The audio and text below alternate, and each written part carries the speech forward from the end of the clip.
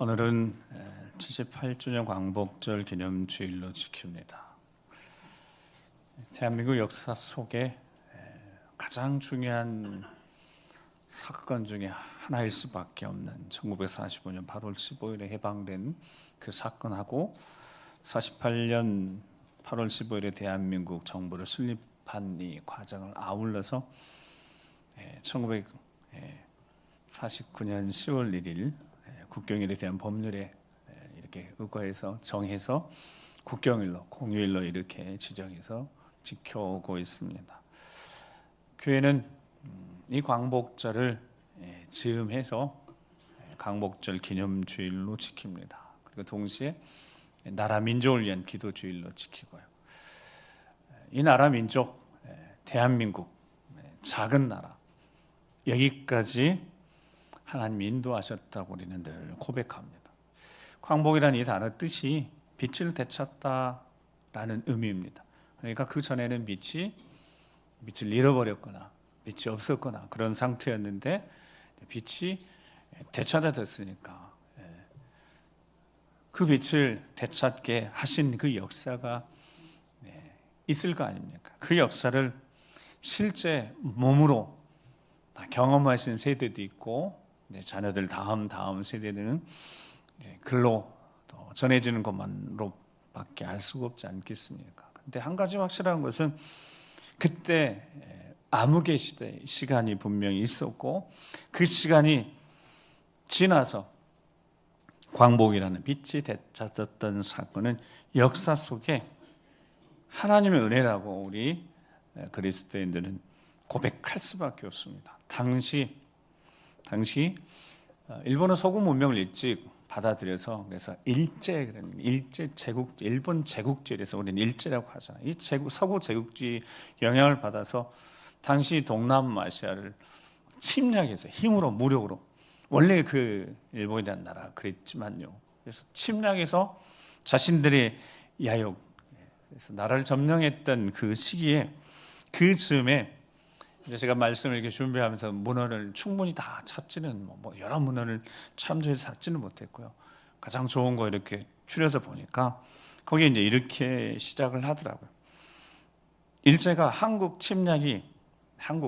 대한민국 조선을 침략하는 어떤 가시적으로 드러내놓고 침략을 하는 점령에 가는 이런 시기에 놀랍게도 하나님은 복음을 하나님이 젊은 선교사들을 통해서 이 땅에 하나님의 복음을 씨앗을 심어 놓으셨습니다. 그래서 기독교가 민족운동 또는 민족 정서와 깊이 연대할 수 있었던 그래서 기독교 민족주의 이런 표현 쓰고 기독교를 통하여서 서구의 근대성과 접목하는 기독교적 근대성이라는 특별한 역사적 모델이 되었다. 이거는 이제 학자들이 이렇게 쓰는 한마디로 복음이 들어왔고 기독교가 들어오면서 이 민족의 위기 때 기독교가 독특한 역할을 했다는 겁니다. 아주 중요한 역할을 했다는 겁니다. 그거는 부인할 수 없는 사실입니다. 근데 역사의 기록 속에서 이제 종교 색채를 계속 빼내니까 그냥 역사 속에 기독교 또 복음은 점점 희미해지는 것이 실은 사실이긴 합니다. 근데 분명한 것은 이 대한민국, 조선, 대한제국, 대한민국이 이어지는 이 나라가 위기는 정말 위기였습니다. 1910년 본격적으로 한일 합방 시작하면서부터 일제는 영구적으로 이 대한제국을 점령하고자 계획을 세웠다고 합니다. 그래서 이 일들을 시행하려고 하는데 일제 눈에 띄는 게 있었어요. 그게 기독교였습니다. 걸림돌. 학교 세웠죠. 병원 세웠죠. 교회 세웠죠. 이렇게 이 민족을 계몽시켰습니다. 그러니까 일제는 자신들의 침략 야욕을 달성하는데 완전히 이 민족을 장악하고 점령하는데 첫 번째 가장 큰 걸림돌이 교회였습니다. 그래서 1907년도에 조직된 기독교인 애국단체 신민회 그래서 역사 속에 그냥 백오인 사건으로만 이렇게 기록됩니다. 백오인 사건. 근데 정확히 그 신민의 사건은 기독교인들이 애국 단체를 만든 한 600여 명이 기독교는 애국 단체였습니다. 조작해가지고요, 데라우치 총독 암살하려고 했다고 사건 조작해서 105인을 실형 받게 했고, 그 뒤부터 일제는 포교 규칙을 정해서 종교 활동을 엄격히 규제하기 시작했습니다. 자유로운 종교 활동 못하게 했고, 차단하고 교세 확장을 막으려고 본격적으로 교회에 대해서 제재를 가하기 시작했고요. 1915년에 이미 사립학교 규칙을 개정했는데 또 개정해서 아예 학교 내에서 종교교육 못하도록, 공교육이라고 하는 이 사립학교도 있잖아요. 선교사님이 세운 이 학교조차도 설립하고 운영하는 거, 이거 제한하려고 억압을 하기 시작했습니다. 왜냐하면 기독교와 기독교인들이 이 활동 때문이었습니다. 그래서 기독교인들에 대한 탄압은 1919년 3월 1일 3.1운동 이후로 본격적으로 기독교 탄압이 시작되어졌고, 왜냐하면 그 3.1운동이 바로 그리스도인들에 의해서 거의 주도했다고 해도, 물론 이렇게 표현하면 다른 그 당시 종교도 있었고 우리 민족들이 이 독립을 위해서 한꺼번에 마음먹긴 했지만, 특별히 기독교가 적극적으로 앞장서서 이 일들을 행했던 것은 사실입니다. 그래서 문화에 따라서는 조금 다르지만, 그 당시 3.1운동 당시에 그리스도인들이 얼마나 됐을까 하면 20만 명부터 30만 명까지 보는데, 그때 당시 인구의 1.3%요. 그래서 1.3%가 기독교인이었습니다. 그리고 기독교인은 실제 그 3.1운동 이후로 얼마나 큰 핍박을 받았는지, 그 핍박을 보면 교회 파괴되는 것은 두말할 것도 없고, 고초를 겪고 감옥에 갇히고, 이 숫자를 다 하면 한 2만여 명 됩니다. 그러면 20만 명이라고 생각하면 한 10분의 1이 아주 구체적으로요, 그들이 핍박과 고난 당했습니다.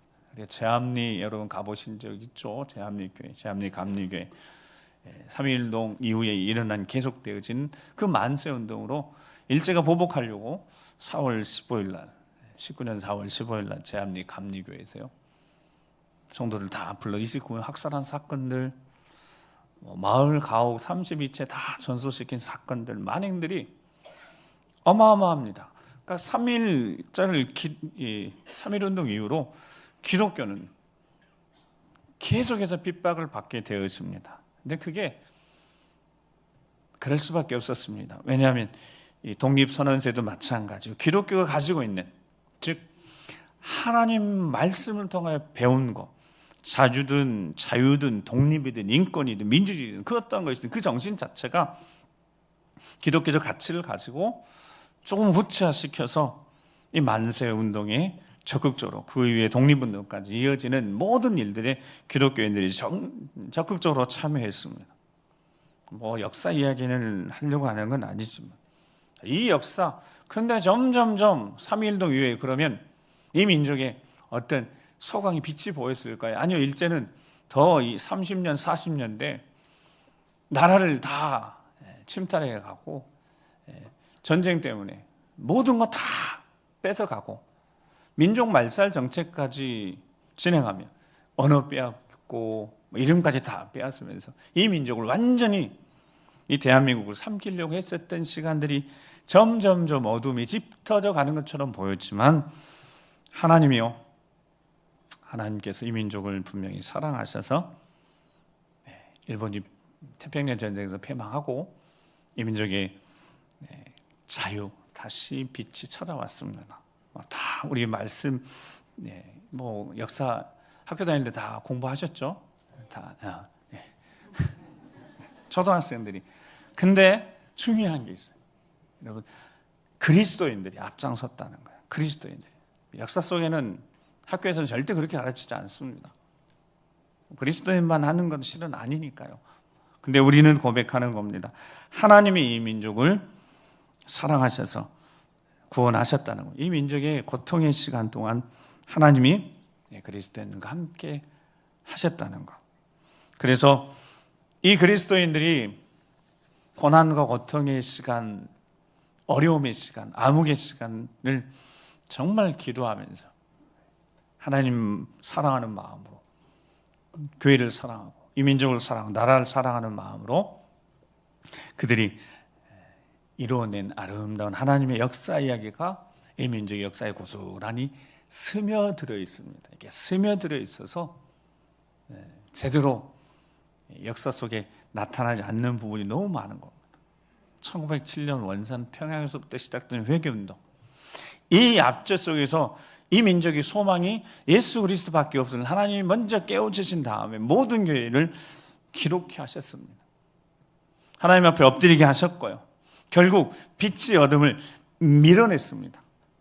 근데 그 과정이 쉽지가 않았다는 거죠. 그런데 이 과정 속에서 그러면 하나님이 하셨다고 우리 고백할 수밖에 없는 것은 초대 이 땅에 처음 복음이 들어왔던 초대교회 그 성도님들이 하나님 말씀을 배우면서 그들이 깨달은 게 있습니다. 이 민족의 하나님의 구원 역사가 이루어질 것이라는 확신을 갖게 되어졌던 것이 성경을 읽고 하나님 말씀을 통하여서 이스라엘이라는 이 민족들의 이야기를 보면서 성경에 기록된 작은 나라, 그러니까 이 이스라엘 이 나라는 실은 위쪽에 계속된 강대국, 밑에 애국, 그 다음에 옆에 블레셋, 모압, 암몬, 에돔까지 이 강한 나라들 안에서요 살아있고 존재한 자체만으로도 그게 기적인 겁니다. 그런데 성경은 그 기적이라고 말하지 않고 뭐라고 기록하고 있냐면 하나님이 택하신 백성들을 하나님이 구원하셨다라고 기록하고 있습니다. 이 하나님 말씀을 읽을 때 성도들의 마음에 이 말씀이 그들의 마음을 움직였던 거야. 이 대한민국도 천여 번의 외세의 침입이 있었고, 여러분 대한민국의 역사를 그 앞에 조선 그 앞에 이 민족의 역사를 가만히 들어봐도 이 민족이 이름이 남아있고 국토가 살아있는 자체가 실은 기적 아니겠습니까? 가장 근대사 보면 일제가 이 민족을 삼키는 데는 실은 별 어려움이 없을 정도로 이 민족이 너무 약했고요, 일제는 강했습니다. 충분히 그들이 행한 대로 민족 말살 정책을 마지막 펴면서 이 민족을 완전히 장악하려고, 정신적으로 장악하려고 했지만 그들이 할 수 없는 존재가 있었는데 그들이 바로 빛이었습니다. 그리스도인들. 그 그리스도인들은 하나님의 말씀 듣고 확신하게 되어졌어요. 이스라엘의 이야기가 우리 이야기가 되는구나. 구원의 하나님의 이야기가 우리 민족 이야기가 되는구나. 택하신 백성들을 위해서 하나님이 일하셔서 아무리 그 작은 나라에도 하나님이 그들을 지켜주셨구나. 그럼 이 하나님의 이야기, 구원의 이야기들 성도들이 믿은 겁니다. 말씀을 들을 때 믿음이 생겼고 그들은 기도하기 시작했고, 청소년들, 청년들, 젊은이들이 자신들의 인생을 나라 민족을 위해서 하나님 기뻐하시는 산제물로 드리기 시작했다는 겁니다. 여러분 이 이야기를 대한민국 역사 속에는 말할 수도 없고 말하지도 않고 그 이야기를 하는 이들에 대해서도 용납하지 않을 겁니다. 그런데 분명히 대한민국에는 하나님이 택하신 이 민족을 향한 구원의 이야기가 분명히 담겨 있다는 겁니다. 부인할 수 없는 사실입니다. 성경에 하나님의 승리 이야기, 하나님의 구원의 이야기를 너무 많이 기록되어 있지만 최근에 우리 새벽에 스가랴서를 읽어갔거든요. 그러니까 스가랴서의 말씀을 통하여서 이 민족을 향한 하나님의 구원의 이야기가 어떤 이야기, 우리가 그 구원의 이야기를 통하여서 어떻게 하나님 앞에 바로 서야 될 것인가. 스가랴서 11장의 말씀을 보면 11장 4절 보면 여호와 나의 하나님이 이르시되 너는 잡혀 죽을 양떼를 먹이라. 4절만 같이 한번 읽어볼까요? 시작.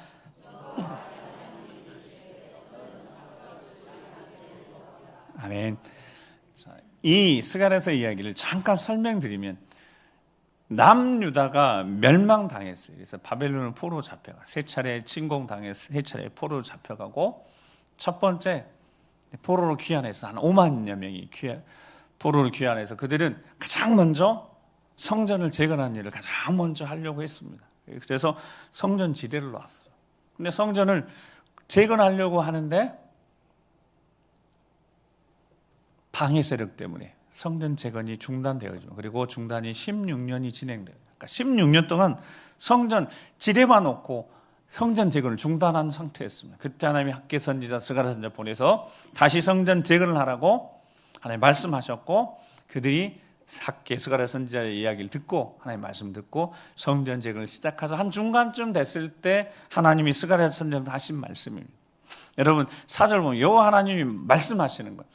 다시 성전도 재건하고 하나님 앞에 다시 믿음으로 살고 성령 주시며 삶을 살려고 시작하는 그 즈음에 하나님이 하셨던 말씀은 스가랴 9장에 겸손의 왕이신 예수님 메시아에 대한 이야기를 하고 희망과 회복에 대한 이야기를 하시다가 갑자기 너는 잡혀 죽을 양떼. 여러분 잡혀 죽을 양떼. 어차피 얘네들 나중에 어떻게 된다고요? 잡혀 죽을 양떼인 거예요. 그러면 잡혀 죽을 양떼니까 이 양떼에 대해서 하나님이 뭐라고 하신다고요? 이 양떼를 먹이라 그러시죠. 아니 잡혀 죽을 양떼, 잡혀 죽을 양떼라. 자, 이들이 어떤 상태였다고 포로에 돌아와서 신앙 다시 회복하려고, 예루살렘 회복하려고 다시 하나님 앞에 바로 서려고 노력하고 있는, 그러면 왜 잡혀 죽을 양떼가 됐을까요? 보여지는 건 성전 재건 이렇게 쌓아가고 다시 올라가고 있는데 왜 그랬냐면 10장에 보면 이들의 이야기를 이렇게 이야기하고 있습니다. 그들이 드라빔과 복술자들을, 드라빔이 우상을 섬기고 복술자들의 말을 기울이기 시작했다라고 기록하고 있습니다. 이게 무슨 뜻이냐? 드라빔은 가정수호시입니다. 가정수호신. 자, 나라를 잃고 멸망하고 포로로 잡혀갔다 70년 만에 돌아왔어요. 두려운 거죠. 이 땅에 돌아와도 폐역되던 예루살렘 성이 회복되지 않았고 성벽도 없고 성문도 다 불타버리고 황폐해진 그곳에 이제 그들이 마음으로 성전 재건하려고 했는데 쉽지 않았다가 이제 다시 재건하는데 그들이 가정에 드라빔을 두고 있었다고요. 가정 수호신, 그리고 복술자들, 점을 치는 자들이 가서 물었습니다. 이 이야기는, 이 드라빔과 복술자 이야기는 그 당시의 이야기만이 절대 아닙니다. 지금 이 시대에도 일어나고 있는 일인 겁니다. 하나님의 자녀들이, 그리스도인들이, 여러분 뭐 집에 혹시 뭐 드라빔이라는 가정 수호진 뭐 만들어 놓고 잘하진 않잖아요. 근데 똑같은 일이 반복되고 있는 겁니다. 하나님의 자녀들이 세상 하나님을 겸하여 섬기고 있고 하나님을 이용하려고 하고 있는 일들이 있는 거예요. 그리스도인들이 점을 치는 자들 찾아가서 꿈 이야기 듣고 운세를 보려고 하고 있는 이야기가 지금 그 당시의 이야기예요. 지금 우리 가운데 있는 이야기인 겁니다. 하나님이 그들에 대해서 잡혀 죽을 양떼라. 여러분 잡혀 죽을 양떼, 이거는 죽어 마땅하다는 거예요.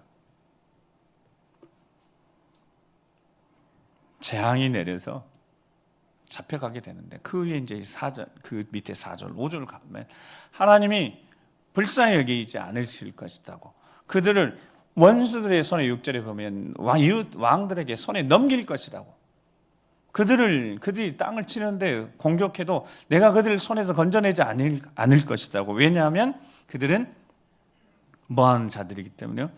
잡혀 죽어 마땅한 양떼이기 때문에. 드라빔 가지고 가정수호시 우상 숭배하고 있고 불안하고 그러니까 복수자들, 점치는 자들 찾아가서 미래 운명 점치고 있으니까요. 그때 하나님이 7절의 말씀을 이제 같이 한번 우리 7절 말씀 시작.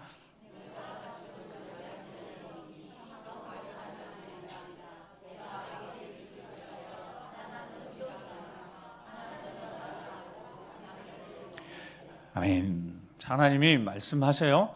여전히 잡혀 죽을 양떼예요. 근데 스가랴 선지자에게, 하나님의 말씀 전하는 선지자에게 그 양떼를 뭐하라고요? 먹이라는 거예요.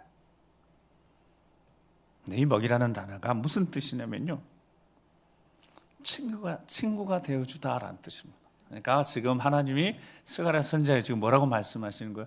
이 양떼들이, 이 유다 민족들이 지금도 아직도 우상 숭배하고 하나님 이용하려고 하고 있고 세상의 방식 따라서 점치고 세상의 복을 따라 정신 차리지 못하고 있는데 이 양들은 다 잡혀 죽을 양떼다는 거예요. 그러면 잡혀 죽을 양떼는 내버려 둬야죠. 정신 못 차리고 실패했다가 멸망했다가 다시 회복해서 하나님의 은혜로 다시 세워져야 되는, 그거 지금 은혜를 잊어버리고 있는 그들 가련해도 그냥 내버려 둬야죠. 근데 뭐라고 말씀하신다고요? 먹이라고. 먹이라는 뜻이 뭐라고요? 친구가 되어주라는 뜻이에요. 이 민족이 큰 위기, 일제의 강력한 총칼을 앞세워서 이 민족을 짓밟고 점령하는 이 과정 속에 여러분, 복음이 들어와서 분명히 알게 되어졌습니다. 이 민족 잡혀 죽을 양떼 같은 존재였습니다. 대한민국, 그때 조선은요, 심각한 문제를 가지고 있어요. 여러 문제가 있었지만 세 가지 정도 큰 문제를 가지고 있었습니다. 우상 숭배는 두말할 것도 없고, 술 취하는 일들이 이 조선 땅에 다 술 취하고, 두 번째 축첩하고, 가정이 온전하지 못하고, 그리고 정직하지 못하고, 그 위에도 여러 가지가 있었지만 생명의 복음이 들어와서 이 민족을요, 복음이 변화시키고 있었습니다. 그렇게 복음으로 이 민족이 거룩해지고 있었다고요. 하나님이 이 민족의 고난의 시간 속에, 압제의 시간 속에, 암울하고 흑암의 시간 속에 하나님이요, 마치 이스가랴 선지자에게 말씀하신 것처럼 이 대한민국, 조선, 대한제국, 이어지는 대한민국 곁에 하나님이 친구가 되어주신 줄 믿습니다. 그래서 이 민족이요, 빛을 보게 된 겁니다. 이 민족의 힘들고 어려운 시간을요, 하나님이 함께 걷고 계셨습니다. 임마누엘 하나님이 함께 걷고 계셨다는 겁니다. 스가랴 선지자의 분명히 말씀, 이 민족이 죽어 마땅하고 죽을 양떼인데 그들의 친구가 되어주라는 거예요. 함께 하라는 겁니다. 그래서 스가랴 선지자가 막대기를 하나를 택하고 하나를 택해, 하나를 뭐라고 했다고요? 은총이라고요.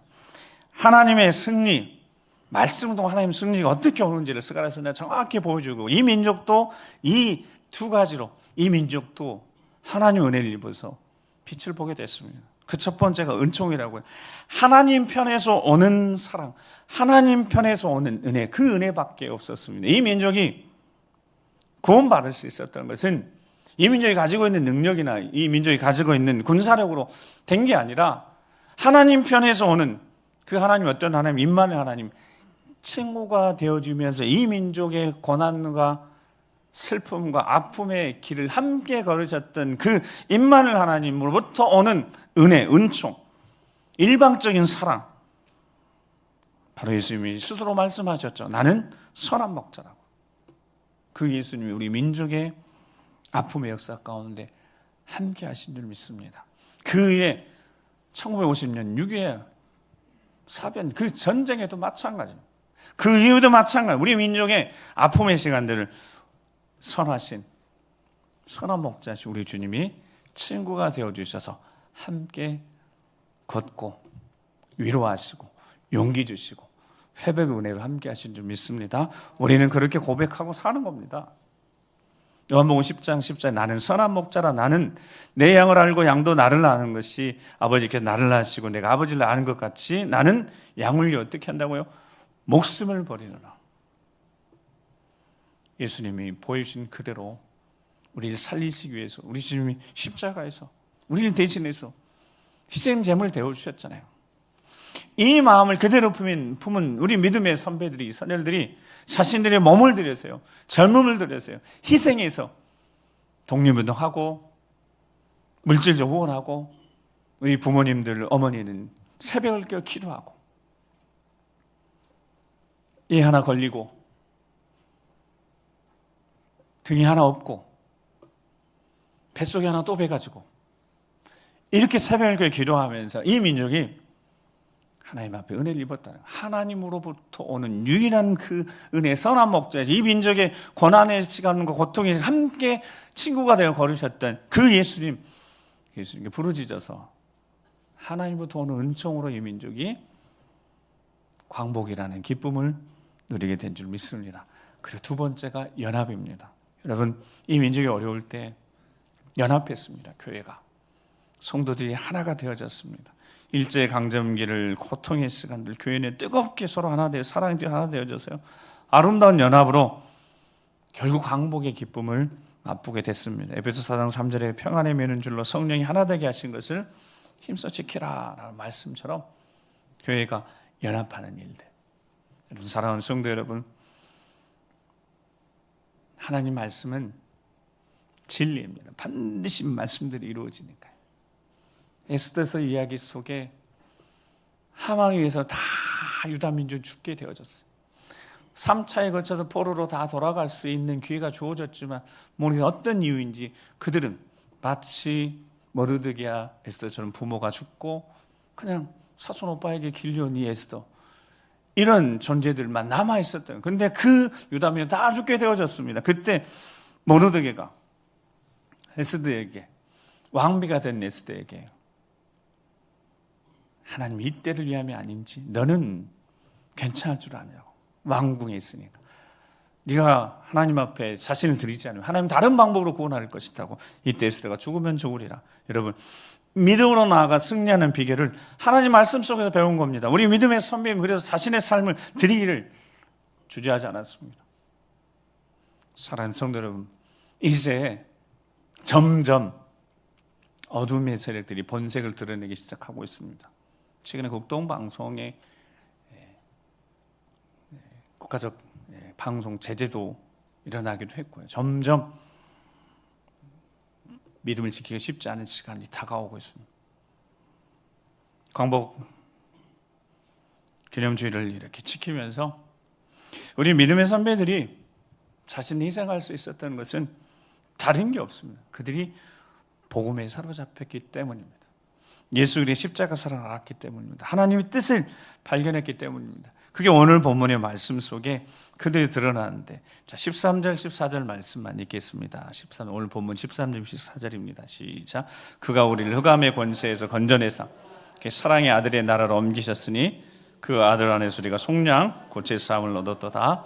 아멘. 우리 믿음의 선배들은 복음을 듣고 우리가 흑암의 권세에서, 죄의 권세에서 건짐받아서 하나님 자녀가 됐음을 그들이 깨달았습니다. 그리고 사랑의 하나님 나라로 옮겨졌음을, 더 이상 이 세상의 것이 아무런 소망이 되지 않았기 때문에 이 민족, 내 나라를 살리는 일에 내가 하늘의 소망을 품고 살아오고 있으니까 이 한 몸, 이 민족을 위해서 드리려 기꺼이 드릴 수 있었어요. 그것이 바로 복음이 그들을 깨웠기 때문에 그렇습니다. 이 민족의 진짜 하나님이 임만 하나님 친구가 되어주셔서 그 친구들이 누구였는지를 역사는 분명히 기록해 남겨놨습니다. 그들이 그리스도인이었습니다. 여러분, 그리스도인들이 이 민족의 어둠의 시간들을 친구로 함께 걷고 있었습니다. 내 민족 사랑하는 마음으로 연약한 10대 소녀들이 나라의 독립을 위해서 자신들을 바쳤고, 우리 부모님 세대들이 기도 잘 지키며 기도해 주셔서 연합해서 하나님으로부터 오는 구원의 역사를, 승리의 역사를 맛보게 됐다는 것, 부인할 수 없는 사실 아니겠습니까? 이후로 우리 어떤 삶의 상황이 닥쳐와도 우리가 반드시 승리할 수밖에 없는 것은 하나님의 그 구원 이야기가, 성경에 기록된 구원 이야기가 우리 민족의 역사 가운데 그대로 드러났고, 앞으로 어떤 상황 속에서도 여전히 우리 인생의 친구가 되어주 우리 주 예수, 우리 선한 목자이신 우리 주님이 우리를 붙드실 것이고, 하나님의 사람들을 단단히 붙들어 주실 것이고, 또다시 민족의 어떤 어려움 속에서도 하나님의 사람을 통하여서 하나님이 일하시는 구원의 역사가 나타나게 될 줄 믿습니다. 여러분, 우리 한 사람 한 사람은 세상을 비추는 비침을 기억하시고 이번 한 주간 살아가면서 빛의 능력으로 성령 충만하게 승리하신 여러분 되시기 바랍니다. 기도하시겠습니다. 거룩하신 아버지 하나님, 감사합니다. 하나님 은혜로 이 민족에 보여주신 하나님의 구원의 이야기 다시 한번 마음에 생생하게 기억하며 새기며 기도하며 예배자를 지키며 우리 사랑하는 다음 세대들 믿음을 살려내는 일들, 소중한 이 구원의 일들 감당하고자 아버지 앞에 겸손히 엎드려오니 성령 충만케 하셔서 믿음의 가정 살리시고 주의 몸된 교회를 살리시고 이 민족을 살려주셔서 하나님의 역사 이야기가 계속해서 전파되어지고 전해지는 아름다운 승리의 역사가 이 민족 가운데 하나님 교회를 통하여 계속해서 내려져 갈 수 있도록 은총을 더하여 주시옵소서. 함께해 주실 것을 믿고 감사드리며 존귀하신 우리 구 예수 그리스도 이름으로 기도드립니다.